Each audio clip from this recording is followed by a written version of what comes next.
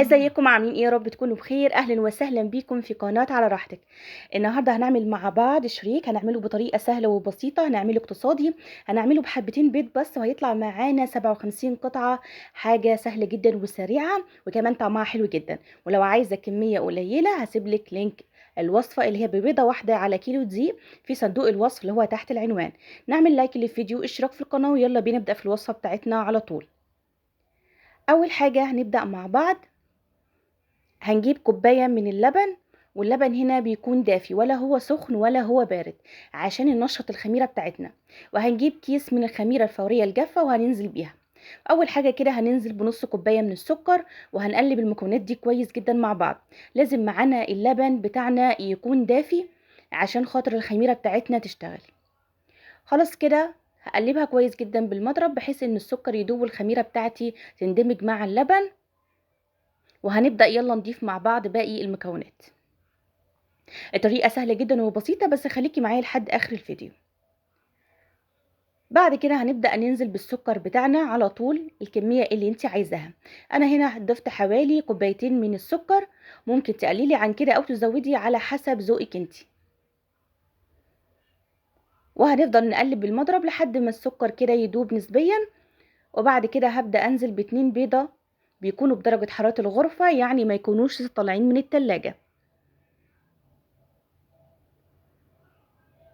وهنزل بالبضاية التانية بالطريقة دي. وعلى كل بضاية هنزل بكيس واحد من الفانيليا. هننزل بمعلقتين من الكركم. وهننزل بمعلقتين من السمسم، ودي اختياري في العجينة، لو حابة ان تستغني عنها استغني عنها، ان كده كده اصلا هنضيف السمسم فوق الشريك، بس ما لا يكون في العجينة بيكون طعمه حلو. هنقلب المكونات دي كويس جدا كده مع بعض بالمضرب لحد ما يندمجوا مع بعض بالطريقة دي.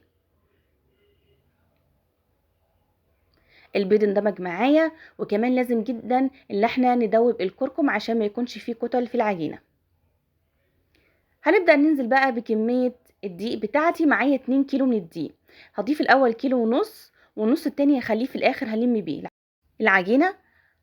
يعني هننزل في الاول زي ما قلت لك بكيلو ونص من الدقيق، وهنسيب النص في الاخر نلم بيه. وكمان عشان نشوف الدقيق بتاعنا هل هو انه بيشرب سوائل او لا، هنضيف حوالي ربع معلقة صغيرة من الملح. وهنضيف كيس من البيكنج باودر، هيخلي معانا العجينة هشة جدا زي القطن.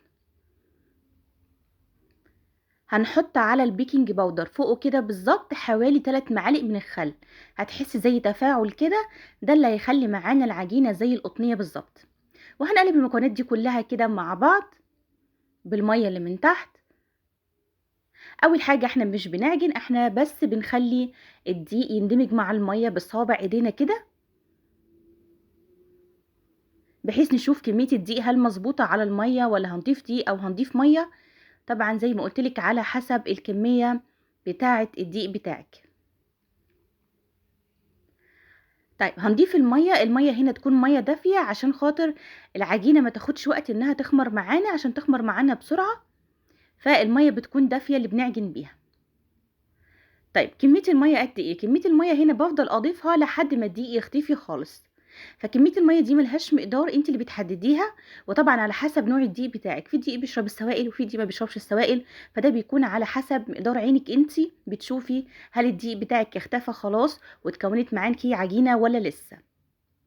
زي ما انت شايفة انا بفضل اضيف لحد ما الدقيق بتاعي خلاص يختفي، هفضل اعجن بالطريقة اللي انت شايفاها دي، وخلاص هوقف اني اضيف مية عشان خلاص العجين بتاعي والدقيق بتاعي اندمج. هنا بقى في المرحله دي لقيت ان العجينه بتاعتي سايله جدا، فافضل هنا اضيف النص كيلو من الدقيق، سبته في الاخر عشان خاطر العجينه تتلم معايا بسهوله وما اخدش وقت من الاول. بس بالطريقه دي اول ما سبته هيتكون معاكي عجينه وهتندمج معاكي بمنتهى السهوله. حابه تضيفي الكميه كلها بتاعت الدقيق من الاول براحتك، حابه تعملي شويه بشويه كده بحيث ان العجينه ما تكترش عليكي وما تحسيش انها صعبه عليكي. هنكمل نضيف ميه، وزي ما قلت لك الميه هنا تكون ميه دافيه.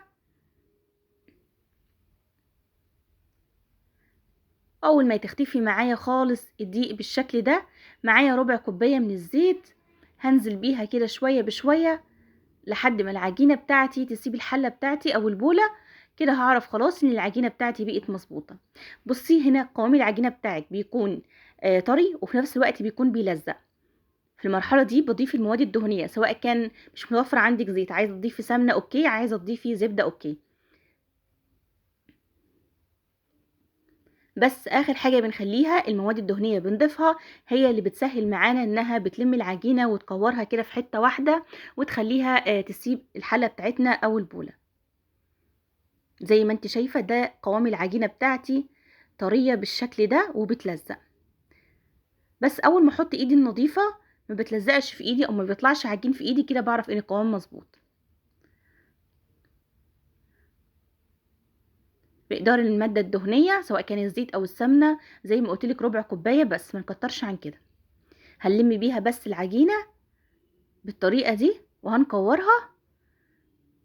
ده الملمس اللي أنا عايزاه بتاع العجينة، طرية جدا كده وناعمة وفي نفس الوقت ما بتلزقش عشان خلاص ضفنا الزيت. أول ما أحط إيدي النظيفة بالطريقة دي بتتشكل معايا زي ما انت شايفة كده وتتفرد بمنتهى السهولة وما تطلعش في إيدي أي عجين. هسيبها في مكان دافي تخمر، واول ما يتضاعف حجمها بالطريقه دي هبدا اني هنا اخرج الهواء بتاعها ونقطعها مع بعض. شايفه ملمس العجينه ازاي؟ لازم يكون طري بالطريقه دي. كل ما تخلي العجينه بتاعتك طريه كل ما تطلع معاكي هشه ومش مكتومه.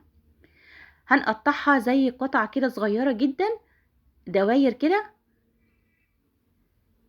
وطبعا هنا التقطيع هنا بيكون على حسب زي ما انت عايزه الشريك في الاخر يطلع حجمه كبير بتكبري، عايزه حجمه صغير بتصغري.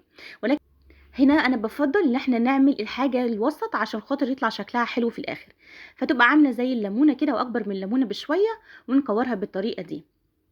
نقطع شويه بشويه ونروح نشكلهم وبعد كده نرجع نقطع تاني. والعجينه لازم نغطيها بكيس بلاستيك او ندهنها دهنه بسيطه من زيت عشان وشها ما يشققش معانا وتنشف. هناخد شويه اللي احنا كورناهم وهنفردها كده زي رول بالطريقه دي، هتتفرد معاكي بمنتهى السهوله. واول ما تتفرد بالطريقه دي هبدا اني الفها على بعضها بالشكل ده، والطرف الاخراني بحطه من تحت عشان خاطر ما يفتحش مني في الفرن ويديني شكل حلو. هنكرر مع بعض تاني. همسك دويره وهبدا اني افردها بالطريقه دي. كل ما نفردها وتكون رفيعه اكتر كل ما عدد اللفات تكون كتيره وفي نفس الوقت تورق معانا اكتر.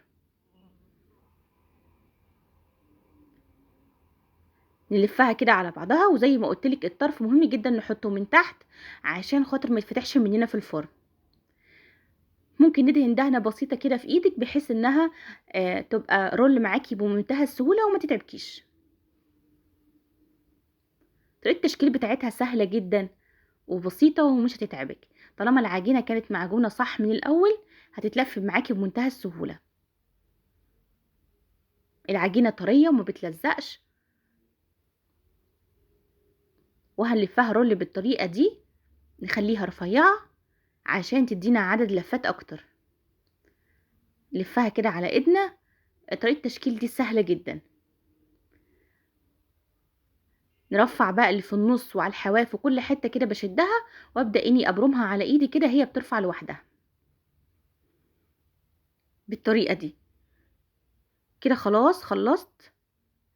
ده الحجم بتاعه. ببدأ اني الفه حوالين نفسه بالطريقة دي، وزي ما اتفقنا مع بعض الطرف يكون من تحت. حطيتهم في صاج، والصاج هنا دهنته دهنة بسيطة من الزيت. بعد ما خلصت الكمية كلها هنا معايا بضاية واحدة. البضاية الواحدة دي هبدأ اني ادهن بيها الوش.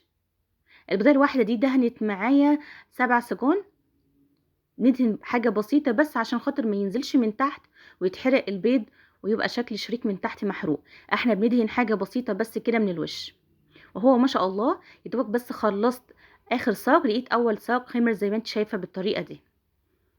اول حاجة بنحطها على البيض السمسم عشان يلبك معانا في البيض وما يخرجش مننا بعد التسوية. ما نضيفش السكر الاول، بنضيف السمسم الاول.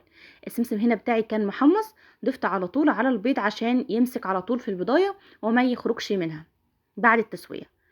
واخر حاجة بضيف السكر، سكر حبيبات عادي، وابدأ اضيف الكمية اللي انت عايزاها.